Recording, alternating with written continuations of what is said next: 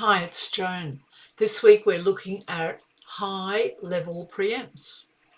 Nothing is more effective than a great high-level preempt.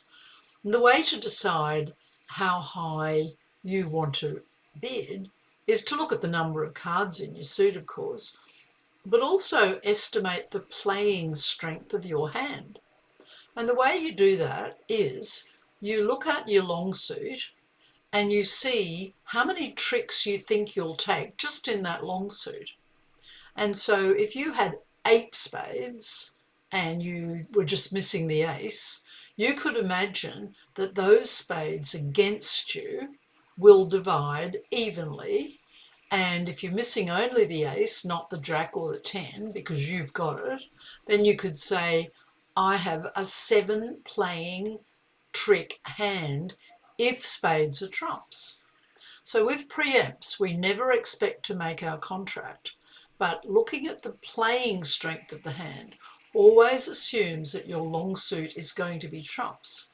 And you never really care if you open at a high level, because the impact that you have on the other side is usually devastating.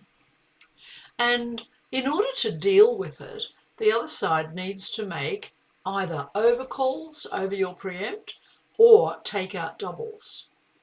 And that's right up to 4 hearts. So if they opened 4 hearts against you and you said double, that would be for takeout.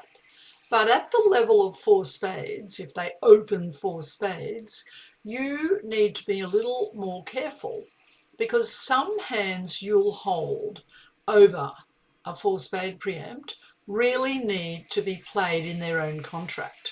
So if you double, partner might leave it in for penalties, and that's the last thing you want.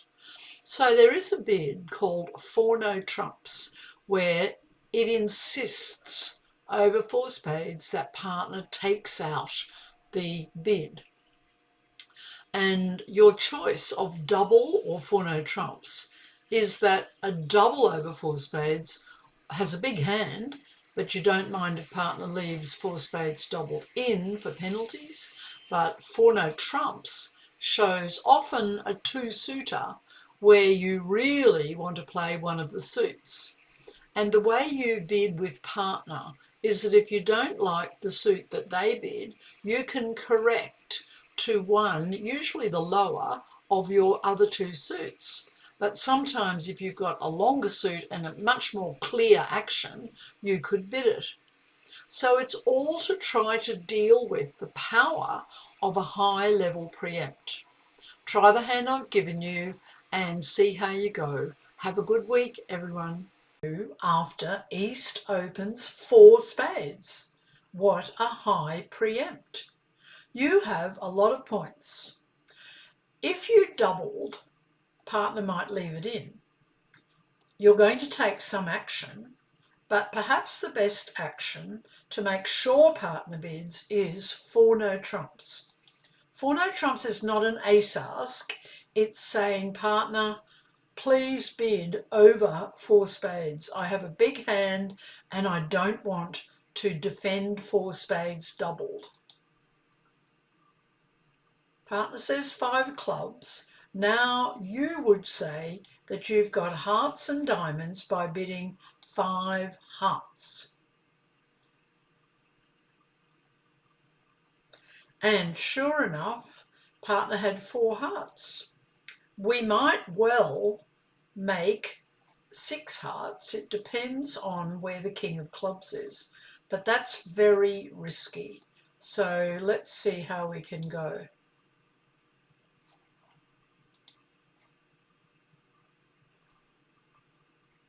Win that.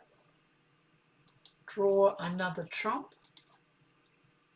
They've broken 2-2. It's all going to hinge on where the king of clubs is. So we could actually play off 4 rounds of diamonds first. The diamonds are breaking 4-1. And now we will play the queen of clubs and hope. No, luckily we were not in slam. If we'd gone to 6, we would have failed. Now we're making our contract.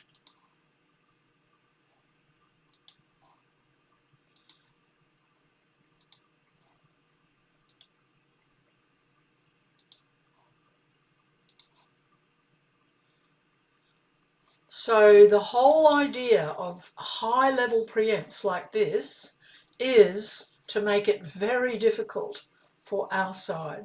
If we had said double, which is a takeout double, partner might have bid clubs or diamonds or hearts. But when we bid 4 no trumps, it's saying it's a definite takeout. And then when we took out their bid to hearts, they knew that we had a big 2-suitor. So we only made 5 because we were losing the ace of spades and the king of clubs. There was nothing we could do about it.